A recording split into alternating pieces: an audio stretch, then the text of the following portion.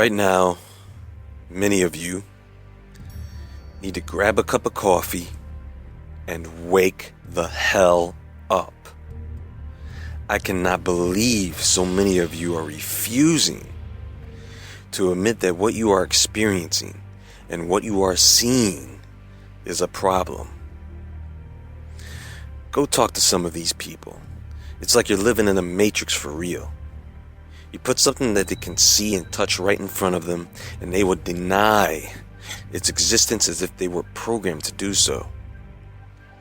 And they are. Take a look around you. Every other person has their face buried in some portable device. Take a look at the kids today like they're cyborgs, part human, part cell phone. Take a look at these things, folks. Take a good look, and then take a look up.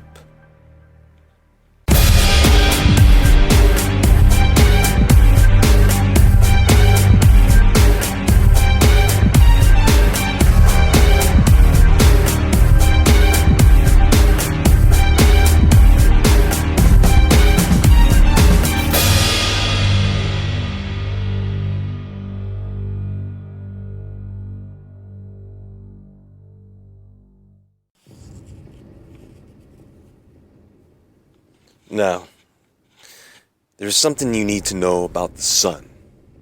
First, the sun does not give off heat. The energy from the sun causes the earth to create its own heat.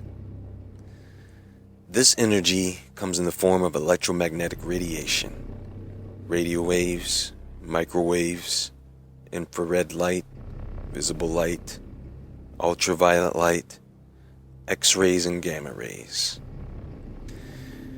These are all released by the sun, but only a small portion of that radiation makes it to the surface of our planet. Most radio waves, some infrared and all visible light, and a little UV. All of the radiation is filtered by our atmosphere, and for a good reason. The low-frequency waves are not as dangerous to humans as the high-frequency waves, starting with UVA and UVB rays. UVA rays are basically harmless, although long-term exposure to only UVA rays can lead to some health issues. UVB rays are about 5 to 10% of all the UV radiation that we get, and is necessary for the body's production of vitamin D. Again, too much of this radiation can be bad. Now, there is UVC radiation, but it's completely filtered out by our atmosphere. If by some odd reason UVC rays did make it to us, we would burn up like vampires exposed to sunlight. The atoms in our bodies would literally be shaken apart.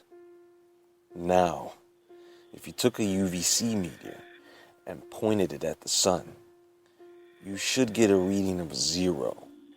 There should be no UVC radiation around us. But you will get a reading. And even though it's a very small amount, there is UVC radiation present. How can this happen?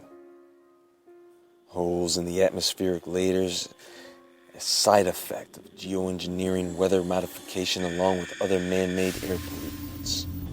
Not to mention the degradation of the Earth's magnetosphere, which also protects us from solar and cosmic radiation. Because of the ionosphere, you can take radio waves and bounce them off of it to transmit signals long distance. If you amplify the concentration, radio waves using machines like HAARP, you can heat up the ionosphere. Take it a step further, and you can manipulate weather and seismic activity. This is not a joke anymore, folks. This is real. They have done it, and are doing it.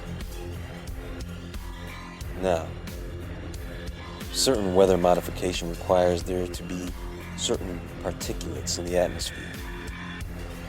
And the only way those particulates get into the atmosphere is by being deliberately placed there. Chemtrails. Here we go with more man-made crap. If I was God, I would want to wipe us all out and start fresh again too. I mean, look at what we're doing. This is insane. They are, in fact, spraying toxic chemicals in our skies.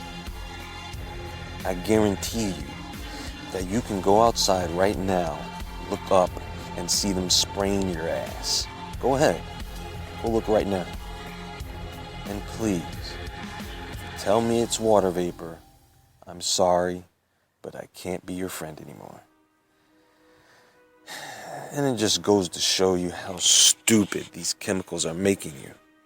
You're telling me that sometimes water vapor disappears right away, and sometimes it lingers in the sky for hours.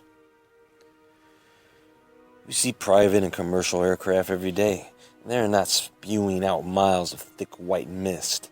In fact, the aircraft that are spraying this stuff are so high up that you can barely tell that the aircraft is there at all. It just looks like a white streak moving across the sky. I know what you're going to say. Well, if they are spraying us, then what chemicals are they using, huh? Aluminum, fiberglass, barium, thorium, cadmium, chromium, nickel, mold, fungus, and blood. Just to name a few. And then people say, oh, you're fear-mongering. Well, you know what?